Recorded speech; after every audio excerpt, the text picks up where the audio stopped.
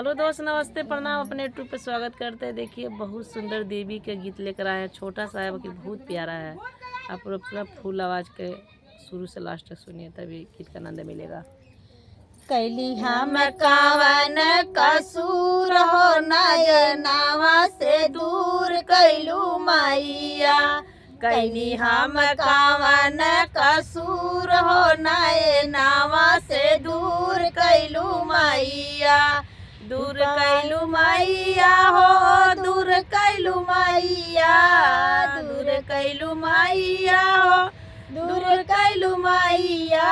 कैनी हम कावन कसूर हो नयनावा से दूर कैलू मैया।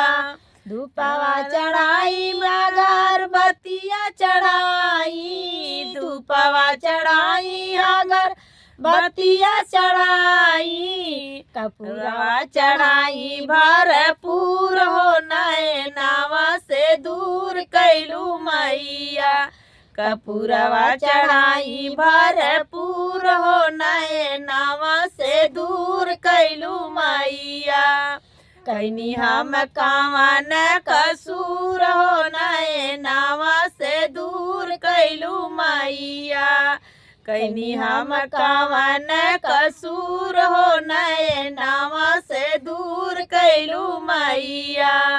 फलवा चढ़ाई मैया, फूलवा चढ़ाई, फलवा चढ़ाई हैया, फूलवा चढ़ाई, नारियल चढ़ाई भरपूर हो नयनावा से दूर कैलू मैया।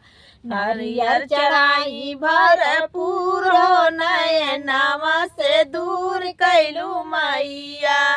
कैली हम कावन कसूर हो नयनावा से दूर कैलू मैया।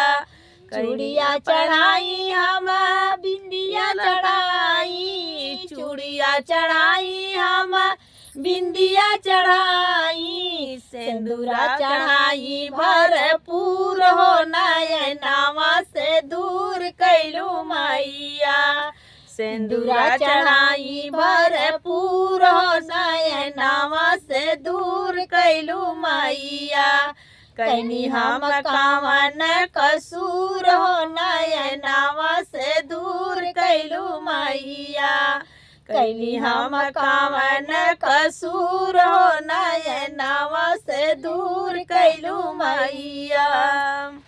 बहुत सुंदर देवी पचरा गीत।